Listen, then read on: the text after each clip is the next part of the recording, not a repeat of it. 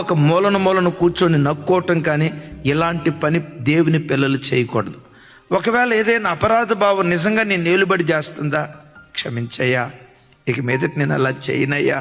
నీ మందిరానికి వస్తానయ్యా, నన్ను అంగీకరించయ్యా అని నువ్వు ధైర్యం చేసి దేవుని సన్నిధికి వస్తే ఈరోజు చెడ్డోడివే,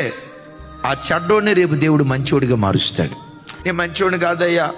కాదయ్యా అని నీ ఆత్మను కృంగదీసుకుంటూ నువ్వు మూలకి చాటుకి వెళ్ళిపోయావు అనుకో,